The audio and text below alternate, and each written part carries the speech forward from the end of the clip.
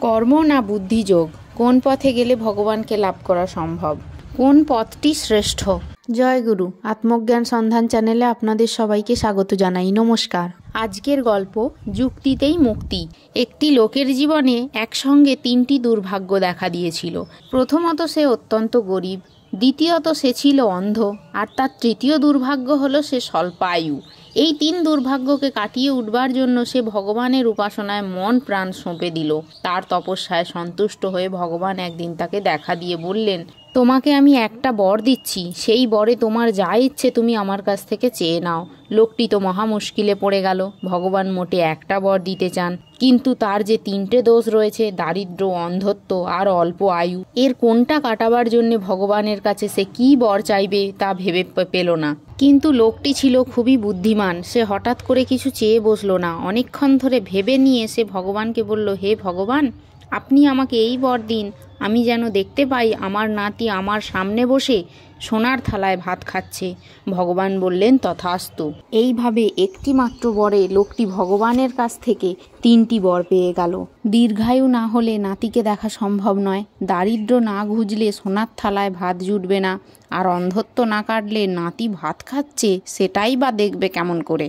লোকটির বুদ্ধির দৌলতে তার যে তিনটে দোষ ছিল, দারিদ্র্য, অন্ধত্ব আর অল্প আয়ু, তিনটি দোষই কেটে গেল। সাংসারিক কাজকর্মই বলো আর পারমার্থিক বিষয়ের কথাই বলো, নির্বুদ্ধিতার দ্বারা সাফল্য লাভ করা যায় না। তাই গীতায় ভগবান বলেছেন, যোগ কর্মসু কৌশলম। কর্মের কৌশলই হলো যোগ। কর্মযোগ এবং বুদ্ধিযোগ দুই পথই পারমার্থিক পথের কৌশল। নিষ্ঠার সাথে এবং আসক্তি ছাড়াই, অর্থাৎ কাজের প্রতি আসক্তিহীন হয়ে কাজ করলে ভগবানের সান্নিধ্য লাভ করার পথে উন্নীত হওয়া যায়। সনাতন ধর্মে আধ্যাত্মিক মুক্তির পথগুলির মধ্যে কর্মযোগ অন্যতম। বুদ্ধি অর্থাৎ বোধগম্যতা এবং যুক্তি। বুদ্ধিযোগী পরবর্তীতে জ্ঞানযোগ নামেও পরিচিত। এই দুই যোগের পথই আধ্যাত্মিক উন্নতির জন্য গুরুত্বপূর্ণ, তবে তাদের মধ্যে পার্থক্য রয়েছে।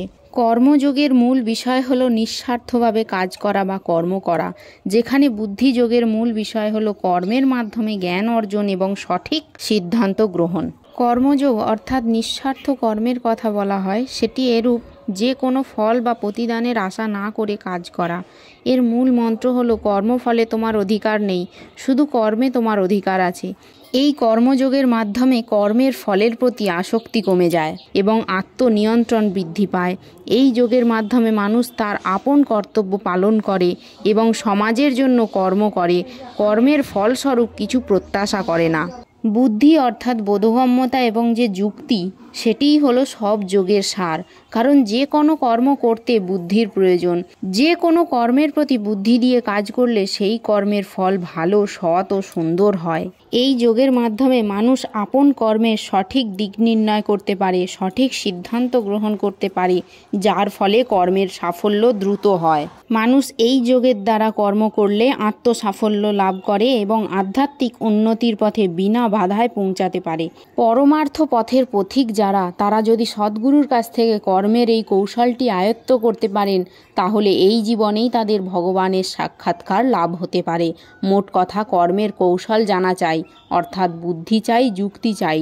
যুক্তিতেই মুক্তি মেলে। তাই গীতার সার উপদেশ, বুদ্ধৌ শরণম নিচ্ছ, অর্থাৎ বুদ্ধির শরণ নাও, বুদ্ধি খাটাও, বুদ্ধিযোগী সব যোগের সার।